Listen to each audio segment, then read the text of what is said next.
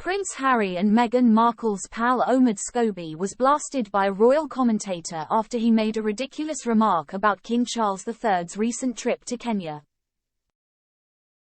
Charles and his wife Queen Camilla visited the African nation at a time when tensions over the monarchy and nations' places within the Commonwealth remain under heavy debate.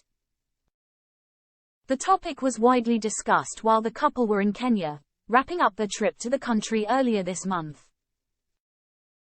But one incident sparked the ire of Scobie, who famously co-authored the pro-Harry and Meghan biography Finding Freedom, which caused a wave of controversy upon its release 3 years ago.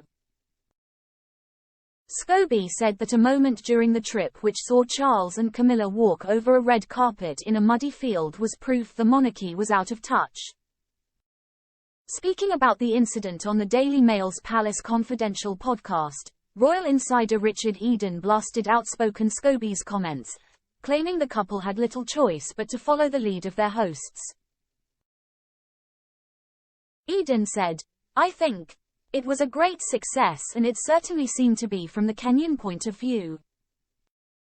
But there seems to be every time that there's a royal trip abroad, there's all these, and it tends to be the leaders for Harry and Meghan, that are desperately looking for them to slip up." He continued, "And what we've had over the past week was we had one of those most outspoken cheerleaders, Omid Scobie, who was highlighting an image of King Charles and Queen Camilla, and a red carpet that had been laid over a sort of a muddy field.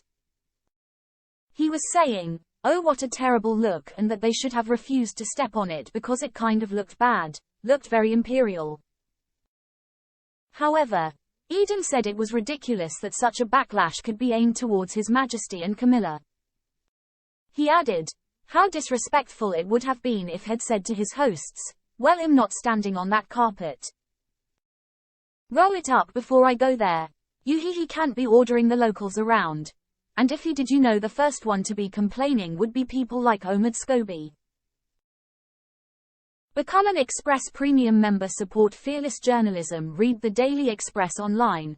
Advert free. Get super fast page loading. Start 30-day free trial. Joe Elvin, the podcast host, said the whole row smacked of what I like to call fracking for offense.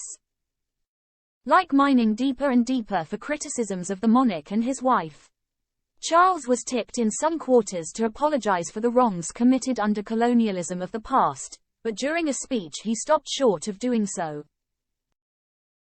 He said during a speech that helped mark Kenya's 60th anniversary of independence, "It matters greatly to me that I should deepen my own understanding of these wrongs, and that I meet some of those whose lives and communities were so grievously affected." Around 10 years ago, the British government described its regrets that these abuses took place and said around £20 million would be available to around 5,000 people as part of a process of reconciliation.